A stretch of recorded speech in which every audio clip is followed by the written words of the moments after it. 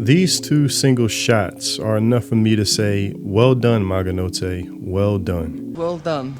Well done. No amount of haters or mass downvoting from those who seem more obsessed with Mushoku Tensei than me, a fan, is going to stop me from being a fan. The only thing that can do that is if it stops being the amazing story that it already is. Something I can trust the creator with doing, especially after this post, addressing the recent hatred that seems to come in cycles with this series. Thank you, but even without being told, I mostly ignore the anti's comments anyway, and I'll write the work I want to create for myself. I've been doing that all along, and that's what I've been saying. I don't have the decision-making power on whether to make season 4 or not, but if it's decided to make it, I'll do my utmost to help as much as I can. A response that's full of class with no desperate outreach to try to appease the haters. He's just focused on his story, no more, no less. Message! Please, other Japanese creators, take notes. Now, before I get to Era's training arc, I want to briefly discuss the latest episode. And no, I haven't read ahead, I'm just caught up with the anime.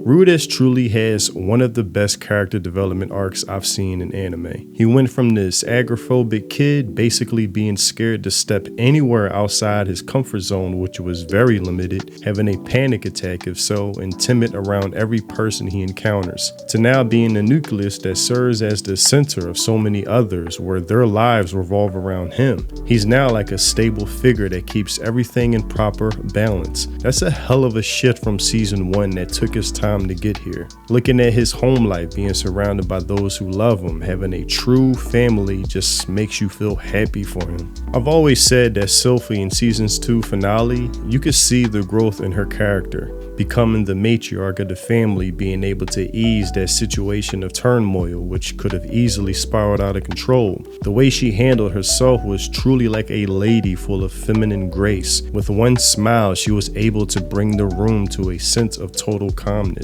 having a glowing halo effect around her that made Roxy feel welcomed. Again, I thought, wow, Sylphie really became a full mature woman, not just in appearance, but in attitude, behavior, almost like a spiritual way. And to see her holding their now child, daughter, it was great to see her in her full presence of motherhood, and her still making sure Roxy doesn't feel left out just seals the deal. It's just an overall state of happiness to be in compared to how season 2 left off before their return from losing his dad, especially on Father's Day, and Mom basically being left in a lobotomized state that left Norn torn and angered at Rudess. But even she's smiling along with the full house of characters. Everybody's playing their part, living in harmony. Aisha, she's just a ball of happiness that really loves her older brother. Again, at the center and head of it all is Rudess, finally allowed to take it all in, never shying away from proclaiming his love to either of them in public. I love to see it, bragging that his new magical glove will allow him to get a handful of both Sylphie and Roxy in true Rudess form. Now to Eris. I'm glad they picked up where we left off with her leaving Rudess' side. It was a bit of a mystery why she chose to do so, at least to me it was. But to find out it was because she felt unworthy to be by his side was the clarity I think I needed as a viewer. Now at first, I'll have to say Eris was a little annoying, with her attitude when first approaching her soon-to-be new master with a sense of entitlement, lack of patience, and no humility was kinda off-putting. I thought, damn, Eris, relax a bit. Stop making your guardian or teacher Ghislaine look bad. If she has the humility and respect to kneel before this man, maybe you should follow suit. Have some decorum, but she's Eris for a reason. And when she answered his question of what is her motivation for training, her answer of killing the dragon god excused her brash behavior, basically confirming that someone with this fire in their eyes, burning passion, is someone worthy of special training. To even inch close to such a seemingly unreachable goal, knowing what it's like firsthand to lose before the dragon god himself. And of course, Eris is not there to make friends. She's tunnel vision locked in on only getting better, with the thought of Rudess being a huge motivator for her. Throughout her training, she's filled with hostility, animosity, madness, like a Hunger Games pit bull ready to launch out at you. So when her new rival Nina tries to throw her off her game by suggesting she'll never find a man and stay a virgin, I was actually surprised when Eris was so forthcoming about how the joke's on you. Not only is she not a virgin, but she lost it to the best man possibly.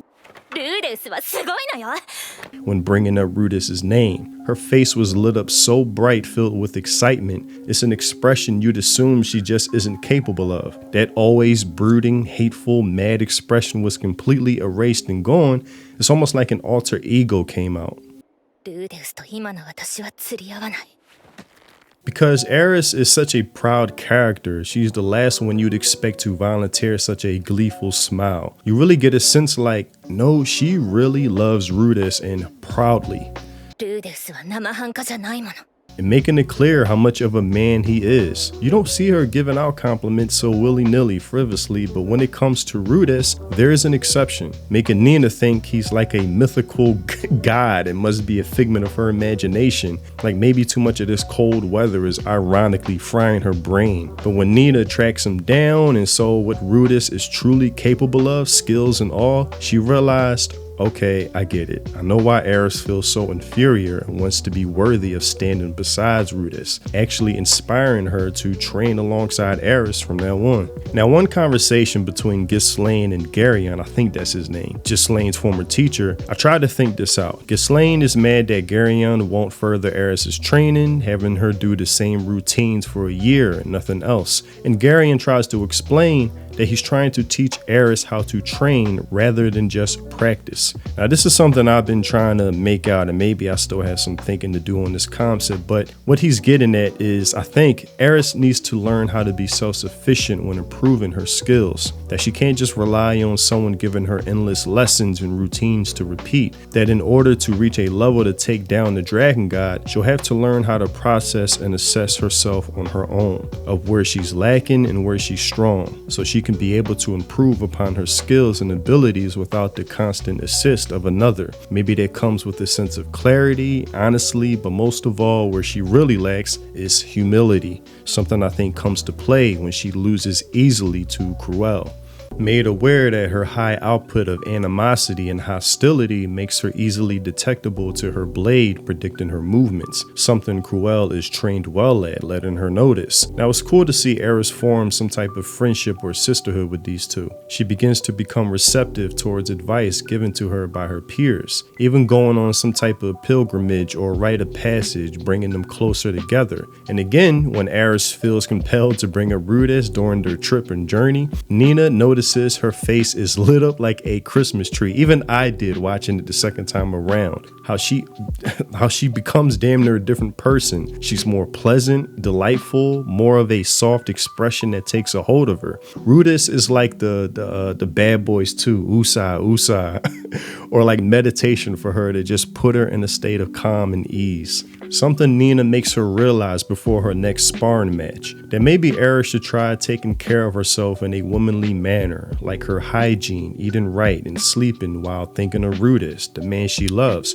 Reason being is that Eris is at peace whenever talking about Rudis, making her murderous intent go away. Something that even surprises Eris herself when smelling how funky she is and how Rudis is a stickler for cleanliness. And just her saying that confirmed Nina's theory, how she just naturally smiled. So during her next match, Eris gives off a very natural, genuine smile I don't think we've ever seen before. I think this is the first time we've ever seen her smile like this. Maybe since sharing a dance with Rudis in season 1, but even that was a different type of smile. This one feels more like warm and at peace more than ever. And by doing this, she catches her opponent Cruel off guard and winning the match. Again, confirming Nina's point. And this is what really wrapped it up for me, feeling grateful for such a great 2-episode deliverance of Eris's training arc. It showed that no matter how much hostility and madness or hatred fills her heart, just a hint of a little love outweighed it, easily progressing her to the next level. And it's such a subtle lesson that was delivered well. Even though it's only 2 episodes, honestly, it didn't feel that way. It feels like we got a whole season played out in just 2 episodes without feeling rushed at all, at least on my part. Going from Eris, the mad dog, feral beast, to Eris, the woman who fell in love with a smile that's more disarming than her sword itself.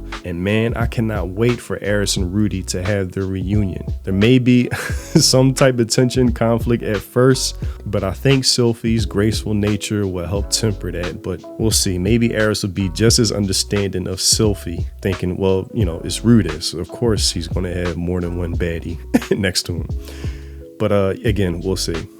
Anyway, that's all I had for this video. Tell me what you think in the comment section below. Did you enjoy these 3 episodes so far? Maybe you read ahead. Let me know who's your favorite girl also in this story. I definitely have mine, but yeah. Also, if you want to support the content I create, consider joining my channel. Becoming a member is much appreciated. Thanks for watching, and I'll see you in the next video.